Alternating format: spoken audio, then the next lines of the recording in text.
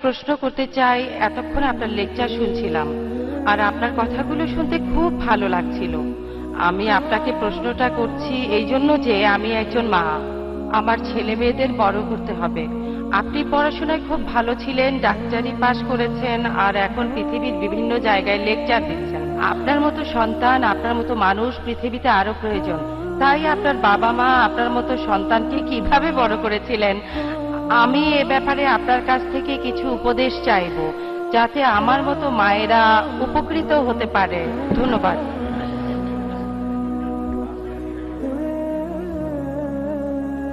বোন, আপনি খুব সুন্দর প্রশ্ন করেছেন। উনি আমার লেকচার শুনেছেন, জানেন যে আমি একজন ডাক্তার, তাই আমার বাবা মা সম্পর্কে জানতে চাইলেন। আর ডাক্তার ইয়াহিয়া আলভি শুরুতে ঠিক কথাই বলেছিলেন, যদি এই পৃথিবীতে আল্লাহ সুবহানাহু ওয়া তাআলার পরে কাউকে ধন্যবাদ দিতে হয়, তিনি হলেন আমার মা। তবে আমার বাবা এবং পরিবারের অন্য সবাইও, আমার স্ত্রী সহ আলহামদুলিল্লাহ আমরা সবাই দাওয়ায় নিয়োজিত। আমার পরিবারের সবাই। লোকে আমাকে প্রশ্ন করে, তারা এভাবে বলে যে আপনার পরিবারের সবাই এরকম, এটা তো আসলে একটা ফ্যামিলি প্ল্যানিং। তারা বলে, আমি বলি যে আমি পঞ্চম সন্তান বাবা মায়ের। যদি তারা ফ্যামিলি প্ল্যানিং করতেন তাহলে আমি এখানে থাকতাম না। ভেবেছিলাম তিনি হয়তো প্রশ্নটা দিয়ে এটা বোঝাচ্ছেন। আলহামদুলিল্লাহ সেরকম কিছু ছিল না। আমি পঞ্চম সন্তান, আলহামদুলিল্লাহ। লোকে ভাবে যে বেশি ছেলে মেয়ে থাকা ভালো না, তবে আলহামদুলিল্লাহ এটাও ভালো হতে পারে। এটা নির্ভর করে কিভাবে তাদের বড় করছেন, তাদের মানুষ করছেন। আর আমিও বলবো আমার বাবা মা আলহামদুলিল্লাহ তারা আমাকে যথেষ্ট স্বাধীনতা দিয়েছেন। তারা আমার উপর কোনো ব্যাপারে কখনো জোর খাটাননি যে এটা মানো, ধর্ম মানো। আলহামদুলিল্লাহ আমার বাবা মা যথেষ্ট ধার্মিক, আলহামদুলিল্লাহ। তারা আমার উপর কখনো জোর করেননি, আমাকে যথেষ্ট স্বাধীনতা দিয়েছেন। তবে তারা সবসময় কোরআন ও সুন্নাহ মেনে চলেছেন, আলহামদুলিল্লাহ।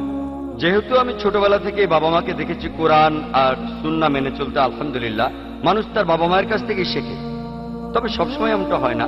আমরা ইতিহাস থেকে জানি যে নবীদের সন্তানেরাও কুপথে যেতে পারেন। এটা আসলে আল্লাহ সুবহানাহু ওয়া তাআলার ইচ্ছা ছাড়া হয় না। আল্লাহ সুবহানাহু ওয়া তাআলার ইচ্ছাই সবচেয়ে বেশি দরকার, বাবা মায়ের সাহায্য দরকার। আর এর একটা কারণ হচ্ছে পবিত্র কোরআনে সূরা আল ইমরানের 160 নম্বর আয়াতে উল্লেখ আছে, আল্লাহ সাহায্য করিলে কেউ তোমাদের হারাতে পারবে না। যদি আল্লাহ সাহায্য না করেন তাহলে তিনি ছাড়া কে এমন আছে যে তোমাদের সাহায্য করিবে? আল্লাহ সাহায্য না করিলে কেউ সাহায্য করতে পারবে না। তাই মুমিনগণ নির্ভর করুক আল্লাহ সুবহানাহু ওয়া তাআলার উপর।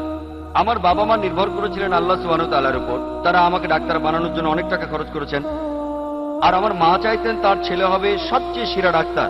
তিনি চাইতেন আমি যেন ক্রিস বার্নার্ডের মতো হই, যিনি প্রথম হার্ট ট্রান্সপ্লান্ট অপারেশন করেছিলেন, সাউথ আফ্রিকার ডাক্তার। মা তার সঙ্গে দেখাও করেছিলেন, তিনি এটাই চেয়েছিলেন। আলহামদুলিল্লাহ আমিও ডাক্তার হতে চেয়েছিলাম। আর আমি এই পেশাটা বেছে নিয়েছিলাম কারণ আমি ভেবেছিলাম, আর আসলেও তাই, আলহামদুলিল্লাহ আমার দৃষ্টিভঙ্গি বদলায়নি, যে এক কথাই বললে মানুষের সেবা করার জন্য ডাক্তারি সবচেয়ে ভালো পেশা, ভালো পেশাগুলোর একটা। তাই আমি ডাক্তার হয়েছিলাম। আর আমার বাবাও একজন ডাক্তার ছিলেন, একজন সাইকিয়াট্রিস্ট। আর এভাবেই আলহামদুলিল্লাহ আমি ডাক্তার হয়েছিলাম। তবে পরবর্তীতে শেখ দিদাতের উৎসাহে আমি দাওয়ায় যোগ দিলাম। তখন আবিষ্কার করলাম যে আমার রোগীদের শারীরিক অসুখের বদলে আধ্যাত্মিক অসুখ সারিয়ে অনেক বেশি তৃপ্তি পাচ্ছি আমি, অনেক বেশি তৃপ্তি। পৃথিবীতে হাজার হাজার ডাক্তার আছেন, তাদের অনেকে বিনামূল্যে চিকিৎসা করছেন, আমিও তাদের মতোই হব।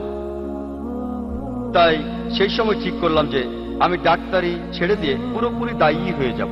আর তখন আমার বাবা মা আমাকে সাপোর্ট দিলেন।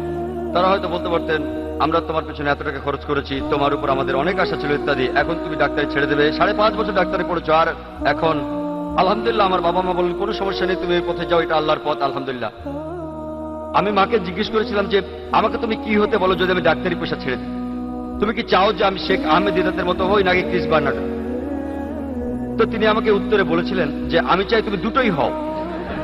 তবে এখন তাকে জিজ্ঞেস করি যে তুমি কি চাও যে আমি একজন দায়ী হই শেখ আহমেদ দিদাতের মতো যা এখন করছি, নাকি তুমি চাও যে আমি হই ক্রিস বার্নার্ড? তিনি বলেছিলেন শেখ আহমেদ দিদাতের মতো একজন দায়ীর জন্য আমি 1000টা ক্রিস বার্নার্ড ছাড়তে পারি। আলহামদুলিল্লাহ। তাই বাবা মার সাপোর্ট আমাকে সাহায্য করেছে, কারণ বাবা মা আর ফ্যামিলির সাপোর্ট খুব বেশি দরকার দাওয়ার ক্ষেত্রে। সন্তানকে কিভাবে বড় করতে হবে, আর এই ব্যাপারে আমার লেকচার পাবেন শিশুদের জন্য ইসলাম। শিশুদের জন্য ইসলাম। মা হচ্ছেন কোন শিশুর সেরা শিক্ষক। আর প্রথম যে বইটা মায়ের দেওয়া উচিত, বাবা মায়ের উচিত সন্তানকে দেয়া কোরআন। কোরআন প্রথম বই। আর এটা আপনার সন্তানের জীবনের শেষ দিন পর্যন্ত সঙ্গী হয়ে থাকে। আর আমার বাবা মা আরবি ভাষার গুরুত্ব বুঝেছিলেন যে এই ভাষা শেখা দরকার। আর আমার লেকচারও বলেছি যে আরবি ভাষা জানা থাকলে পবিত্র কোরআন সহজে বোঝা যায়। যদি আপনার সন্তানকে আরবি ভাষা শেখান তাহলে তারা সহজে পবিত্র কোরআন বুঝতে পারবেন। আর একটা কথা, যদি কেউ আল্লাহর পথে চেষ্টা করে থাকেন, যদি আপনি চেষ্টা করেন আল্লাহ সুবহানাহু ওয়া তাআলার পথে, আল্লাহ পবিত্র কোরআনে সূরা আনকাবুতের 69 নম্বর আয়াতে বলছেন, যারা আমার উদ্দেশ্যে সংগ্রাম করে আমি তাদের আমার পথে চালিত করব।